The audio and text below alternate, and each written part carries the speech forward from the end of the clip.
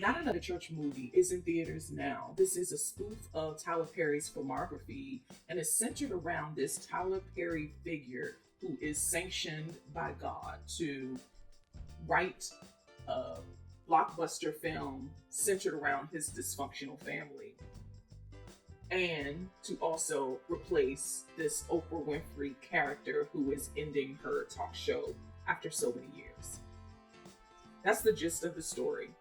This again is supposed to be a spoof that doesn't work. I kept thinking this is like a Tubi movie, and I'll get into why I felt like that's the quality of this film. It seems so exploitative and farcical and doesn't work on a level or caliber like a Wayans family movie, like the spoofs that the Wayans family does with Scary Movie and White Chicks and so forth. It's not on that quality. And so I was disappointed to the point where this is the worst movie of 2024 so far for me. It's devastating that this doesn't work because you're talking about Jamie Foxx, Mickey Rourke, Vivica A. Fox, Jasmine Guy, Tisha Campbell, Amorne Morris, Kyla Pratt, and so on. And this film was written and directed by Johnny Mack, who worked on the reboot of The Real Husbands of Hollywood with Kevin Hart. I knew from the trailer that this just didn't work for me, but I wanted to support.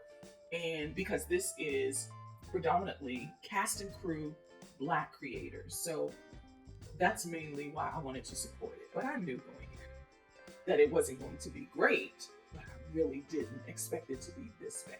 I don't take any pleasure in kind of bad mouthing movies, especially independent films that have obviously been self-financed, like Not Another Church movie, and films that are predominantly Black in front of the camera and behind the camera.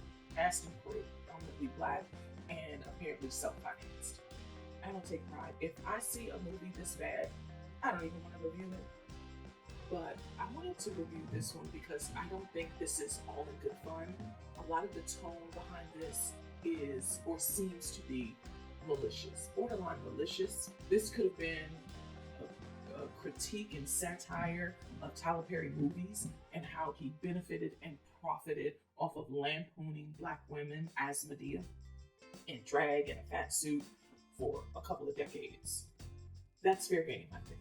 And I take issue with how a lot of that is done. But this is farcical in a way that doesn't work for me. This is a mess and it looks very much unfinished. For it to have the caliber of stars that it has, I really didn't have a good time with this film. And did I laugh? Certainly. I laughed, but at it and not with it. There's a scene where these white women, these three white, I think they're extras because they don't even have dialogue, are wearing t-shirts that say "Justice for Monique," and that's one of the reasons I thought the tone or the intentionality is a little malicious. And the scenes just seem to be jumbled and run on like an overextended sketch that's not funny, that's very unfunny. The jokes were not landing. A lot of the scenes didn't make sense. There was no cohesion behind any of it. It is spoofing Tyler Perry movies. And over the years, really, like Daddy's Little Girl, it even spoofs The Oval and Diary of a Mad Black Woman. It does a lot of that. Like different movies throughout the years that Tyler Perry has done, it lampoons really, and they just weren't funny. I think if it were done better, it could have worked as a satire for sure.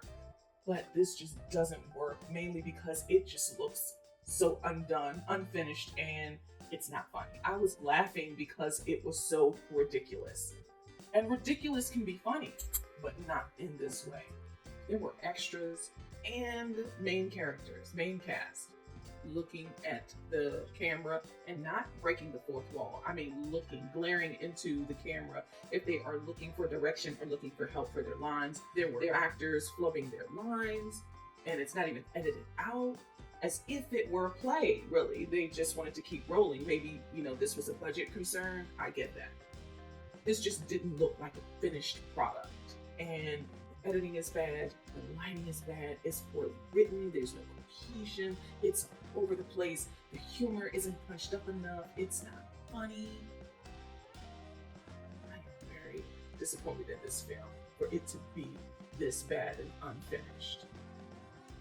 It felt like deleted scenes, outtakes, really, almost outtakes.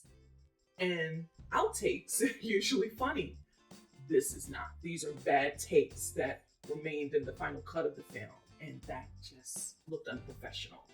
This is not something that you present, I don't think, to an audience to pay to see your film. I don't think it was good to put this in theaters. This belonged maybe on Tubi or on a streaming service if it was going to be this bad. It just felt like there wasn't enough care put into it. And you are targeting, two of the most prominent Black entertainers in Hollywood, and you didn't come correct. They are not beyond reproach. They're not. But the way you approached, the creators, I'll say, approached this project was very, very sloppy.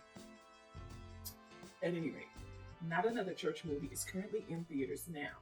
Do yourself a favor and wait for this one to stream.